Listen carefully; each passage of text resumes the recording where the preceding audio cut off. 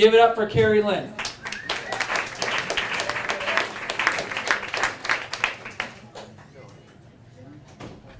Oh, yeah. Some adjustments. Sorry about that. Short and sassy. Thank you.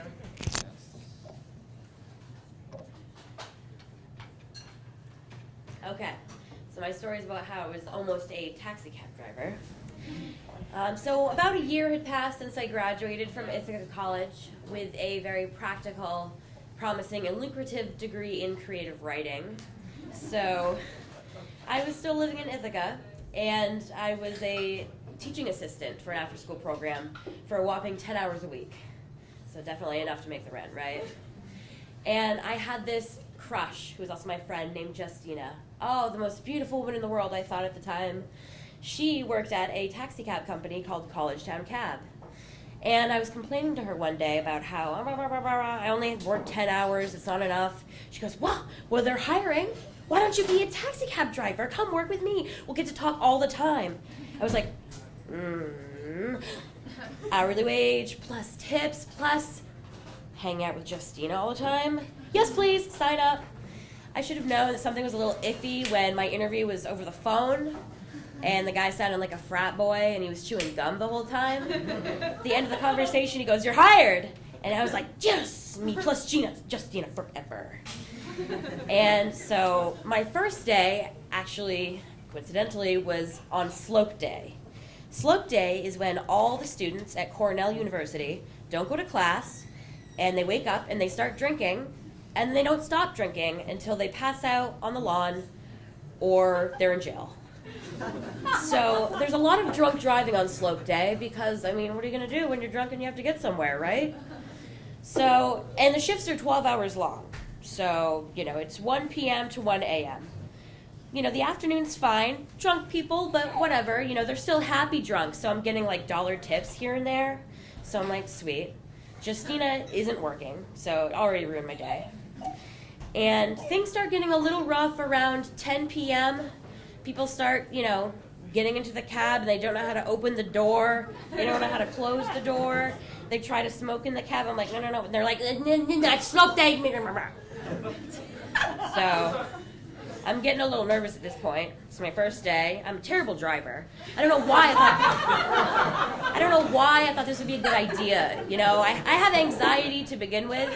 Like my, baseline for a normal person, their anxiety's about here. Mine's here, and then in a car it's out here. But Justina, right? So I did it.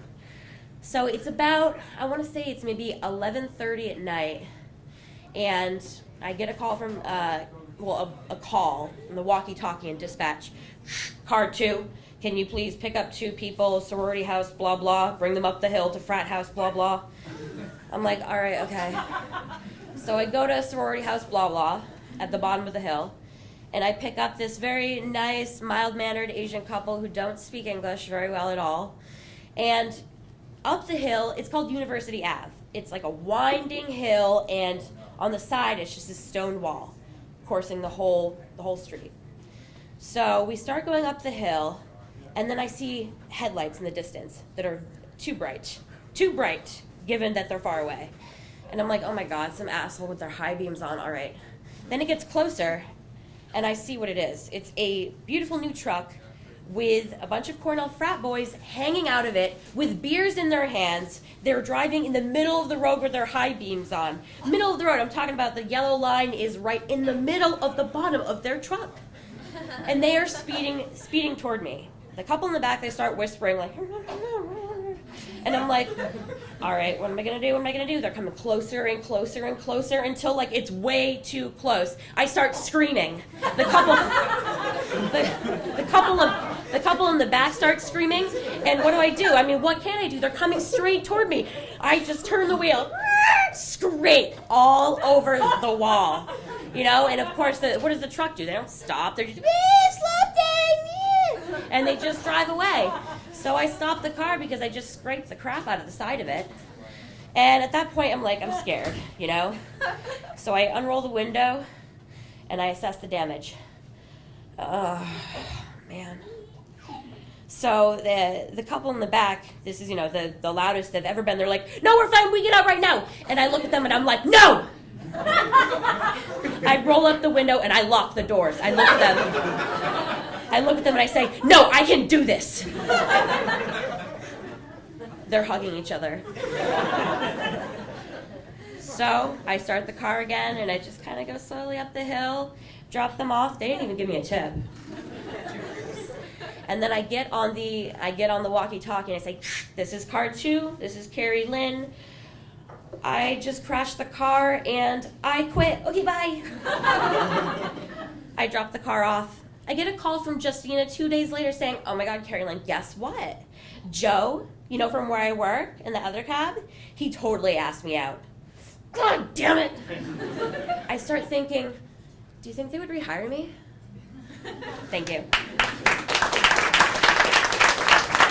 Thank you, Carrie-Lynne.